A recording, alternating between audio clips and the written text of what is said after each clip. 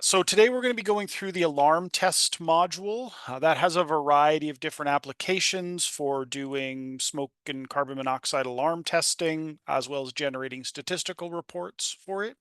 It is quite a customizable module, so I am going to be going through some of the various custom settings, talking about the sort of things that you might use them for. Uh, it is always fine as a follow-up to these kind of training sessions to get in touch with us, book a time for us to come in and assist with any kind of configuration settings that you want to make sure that the module is going to work for your department the way you want it to. We also will talk a little bit about future plans for the module at the end, and also the various different kinds of statistical reports that we can generate. So without further waiting, let's move over to FirePro and take a look at the module. So when we're looking at the alarm test records, there's a couple of different places that you can create alarm test records in the software.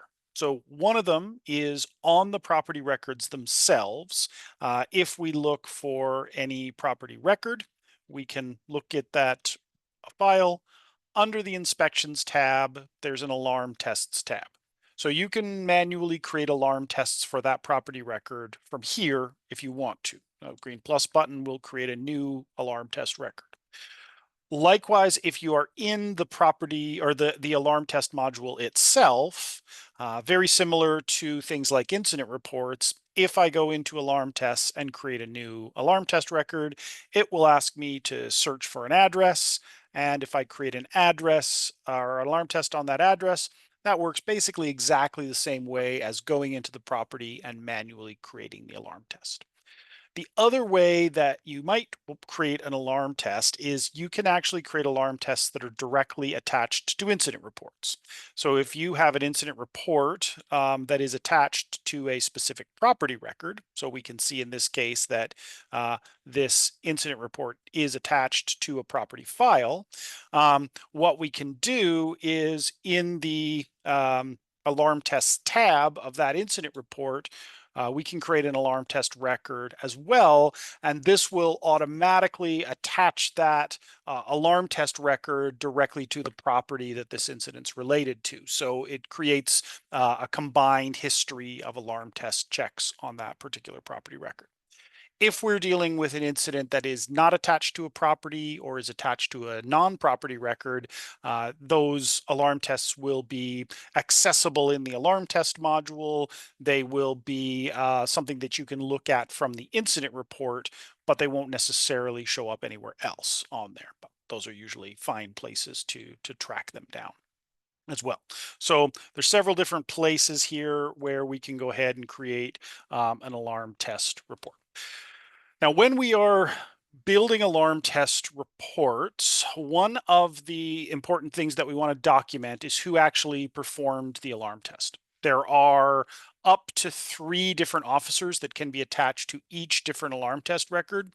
In many cases, departments have multiple people who are going out and doing these as a group if they're doing something like a community alarm tests. So in order to get people set up as alarm test officers, what you need to do is go into anybody's personnel record, um, and in the employment officer tab, you can flag someone as a smoke. Well, this one says smoke alarm inspector. Really, that's an old label from back when these were just smoke alarms. Now we generally call things alarm tests. So this checkbox here will populate that person's name as a potential officer that can record alarm test results. So you can do that for any individual and make sure that they're on there and available. Now, the alarm test records themselves are quite customizable. So there's a lot of flexibility in here as far as documenting exactly what kind of information you want to record related to your alarm tests. A lot of the time, we will try to configure FirePro so that it's quite consistent with an alarm test form that you're using currently, or we can tweak this to meet your specific needs on there. One of the more important fields that we're dealing with here is what we would call detector type. Now, this is a customizable field, so you can actually change the label on this field. Sometimes departments will call it alarm test type or something like that. And it is an editable field, so you're able to populate it with specific entries. So in this case, we can see as a sample, it's been set up with smoke, carbon monoxide, and a combined alarm. Most of the alarms these days are combined, but so what we can do there is set a detector type. What I've also done in this particular setup is that I have put in custom numbering or sorry, automatic numbering for the alarm test record. So in this case, it will just add a sequential alarm test record. It is also possible to have this as a custom number so that you can enter it yourself or to not use it at all, depending on exactly how you want to set things up.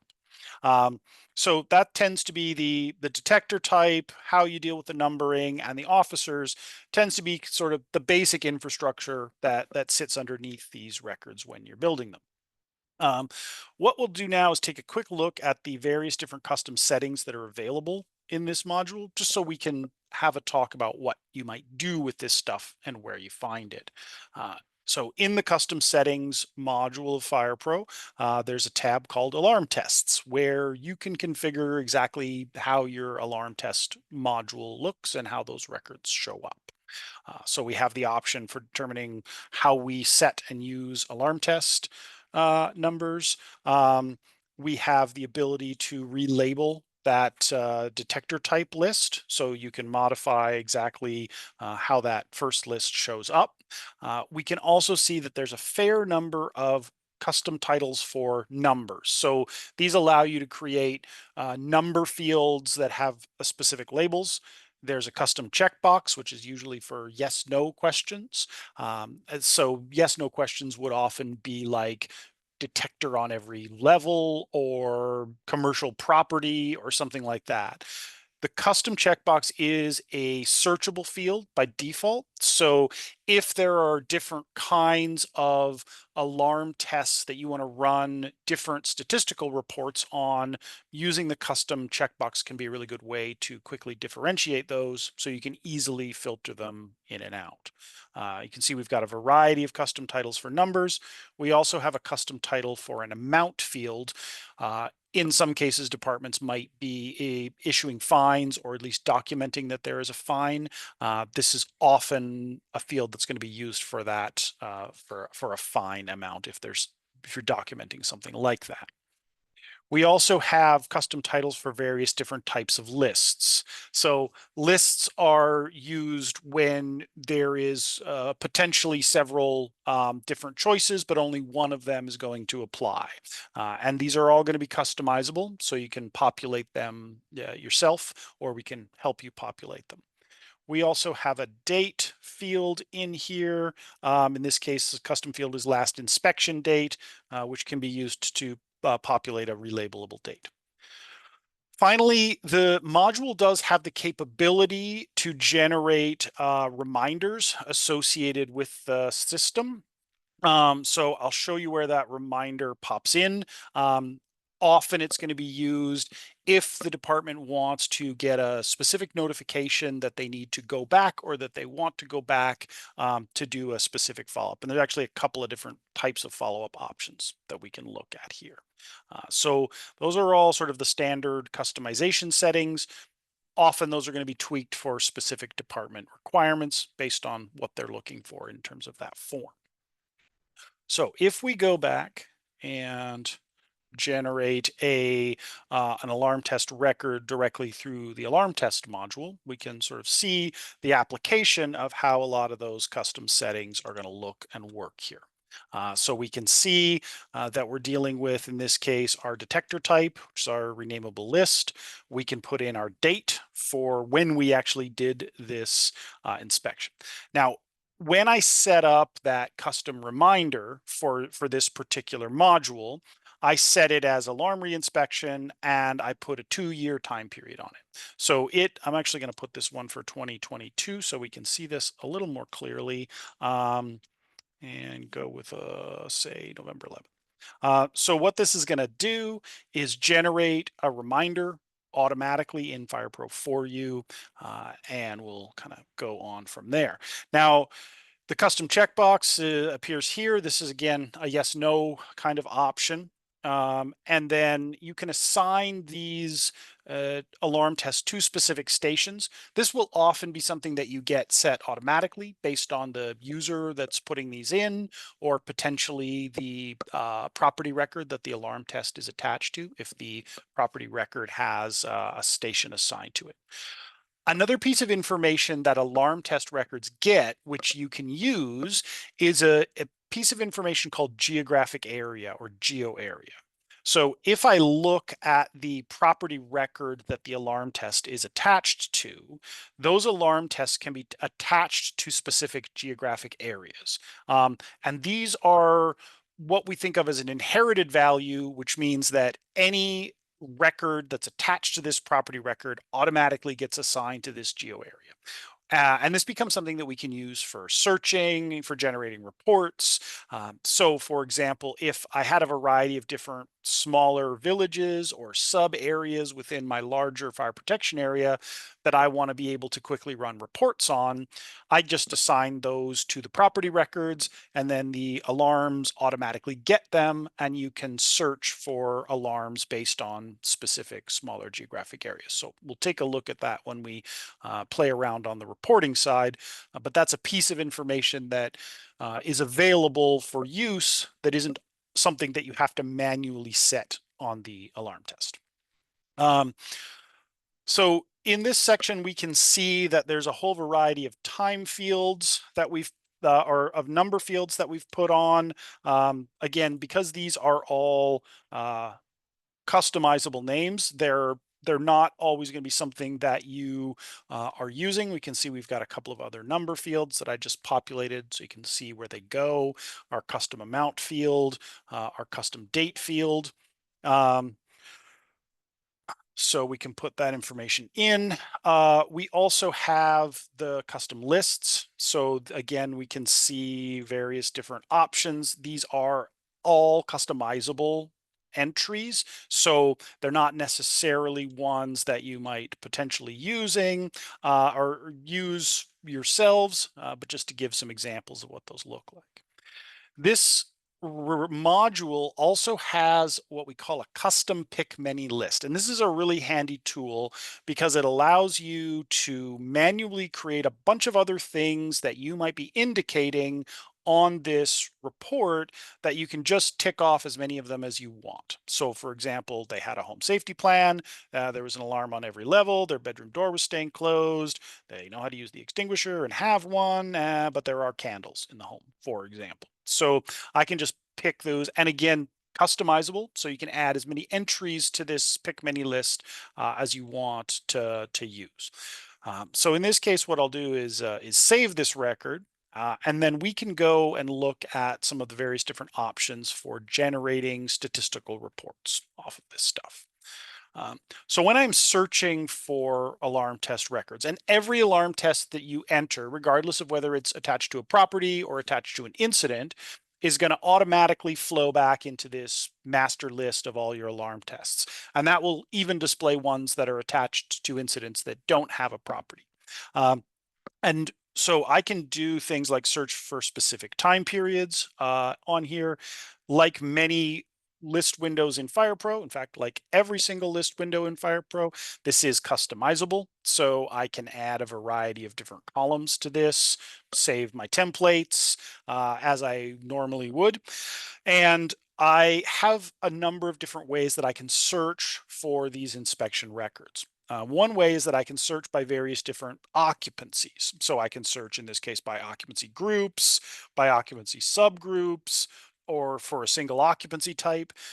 It's important to remember that this information is searching off of the property records that the individual alarm tests are attached to. I can also search for specific detector type searches if I want to. I can search in specific towns. Again, we're pulling this from the properties that the records are attached to.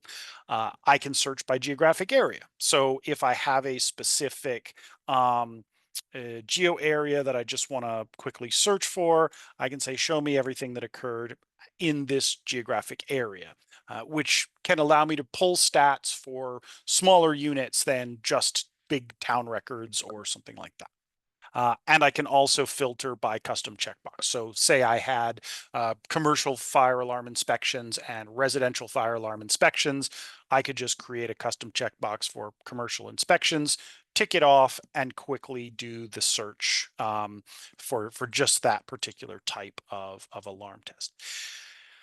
Now, once we search for specific alarm tests, and searching is always the first stage of any kind of reporting process here. Once I search for the ones that I want, I have several different reporting options. So one reporting option, which is handy and some people really like it, is I can actually create a Google Maps overlay to show exactly where I have done all my alarm test searches in a specific time period. So in this case, we can see it's going to give me some map locations. I kind of made up locations and names in here, so it doesn't give me a super detailed map, but we can see it's going to give me a quick breakdown of location.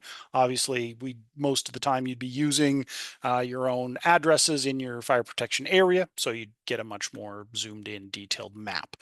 This is also something that you can do as far as looking for alarm tests based on specific towns or something like that.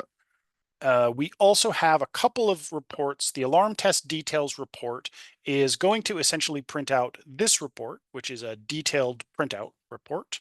So you can see this is what it generally is, a variety of what it's going to look like. Because again, these items are customizable. These fields are customizable. But this report will print that details report out for everything that's on your list. Alternatively, you can do what we call a statistical report. So what this report does is it looks through all the different items that you have set up in your alarm test and gives you a breakdown of how many times each of those items have been used on the different records that you're looking at. So in this case, we can see selection. If selection's blank, it means that no selection was made. But in this case, we can see that in 5.8% of the time there are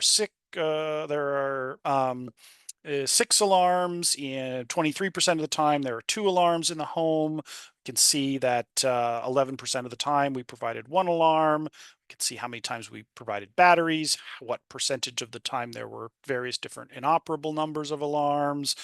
We can also see a breakdown of the average ages ranges. Again, these are all customizable options. So the report is going to generate the statistics for you automatically based on however you set this up. It's also going to see, in the case of our multi-option checkboxes, it's going to tell you what percentage of the time that checkbox was selected. So in this case, you could say 30% of the time, all the alarms in the house were working, or we are at 11% of the time there are candles present in the home, for example. So this gives you quite a bit of flexibility as far as generating a detailed statistical breakdown of the results of your alarm tests really, really easily and more or less automatically.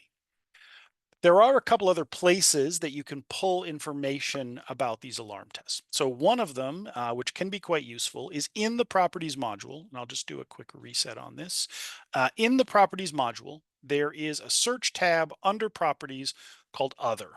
And one of the options in other is that I can look for properties, what we would call need an alarm test inspection. So what that means is we can look for a date range for properties and say, show me every property that has not had an alarm test, for example, in the last 36 months or in the last 1 year. Usually for this kind of search to be useful, you are also going to combine it with some other kind of search parameter. Potentially an occupancy search, where I could say, all right, I want to look for very specific occupancies related to my alarm tests, assemblies, for example. So this would quickly give me a report that shows me, in this case, the 134 assembly building occupancy codes, properties where I have not had an alarm test recorded in the last 36 months. So this gives me the ability to look. You could look for specific geographic areas. In some cases, what departments do is, if they have, say, one of these options, there's a variety of custom checkboxes that can be related to inspection type activities. If there is a specific flag that you want to set up, where I could say something like, well, let's say vulnerable occupancy, for example, what that would allow me to do is say, I want to find everything that has a vulnerable occupancy checkbox on it uh, that has not had an alarm test inspection in the last 36 months. And it's going to spit you out some results.